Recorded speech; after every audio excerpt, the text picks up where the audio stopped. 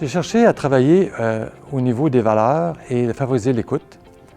Ma motivation de départ était de trouver une façon d'intéresser nos étudiants du milieu urbain à la pratique rurale, compte tenu de la pénurie de médecins vétérinaires œuvrant en production animale.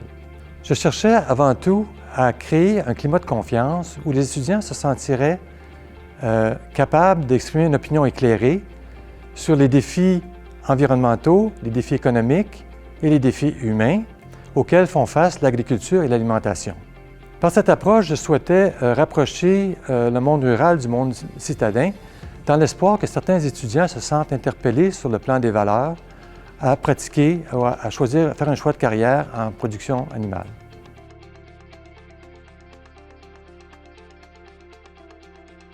J'ai cherché à inclure la science, la culture et la spiritualité dans le processus de délibération éthique.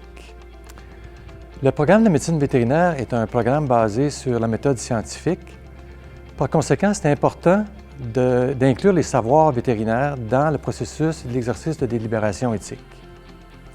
J'ai cherché aussi un moyen d'engager les étudiants un peu plus sur le plan personnel vis-à-vis du développement durable. Et pour ça, j'ai fait allusion à la philosophie autochtone Micmac des 7 générations qui pose la question: est-ce que l'action que je pose aujourd'hui, les 7 générations qui me précèdent seraient fières de ça? Et quel est l'impact de cette action sur les 7 générations qui vont suivre? Enfin, j'ai décidé d'aborder le développement durable sous l'angle des valeurs, un exercice qu'on fait rarement à l'université.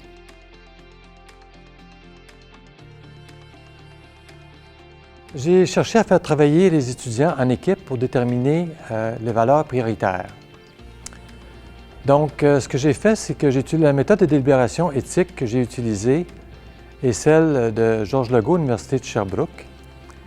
Et par exemple, je partais avec une question suivante: est-il justifié d'éliminer l'usage des antibiotiques dans les fermes porcines naisseurs-finisseurs dans le but de contrer la résistance aux antibiotiques? Je vais donc vous illustrer l'exemple d'une équipe d'étudiants qui a répondu à cette question. Donc, au départ, ils ont mis en contexte la production animale comme telle, point de vue économique, et ensuite donné l'explication vétérinaire du phénomène de la résistance aux antibiotiques en référant à leur cours antérieur.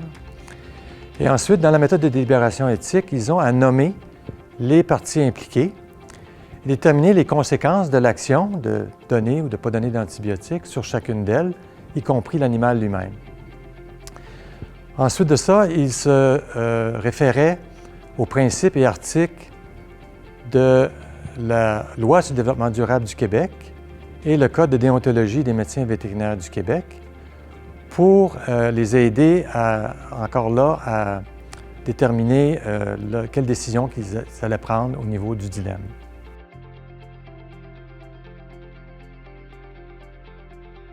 C'est important, dans le cadre de ce cours-là, d'amener les étudiants à mettre de côté leurs préjugés.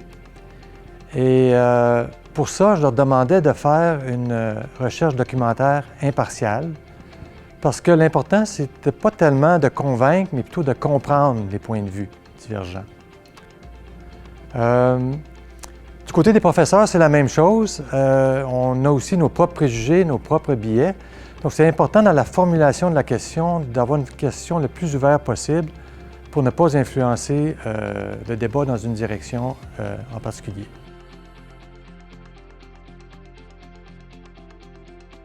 J'aurais 3 conseils à donner. Le premier, c'est de demeurer neutre dans nos interactions avec les étudiants pour ne pas influencer l'expression de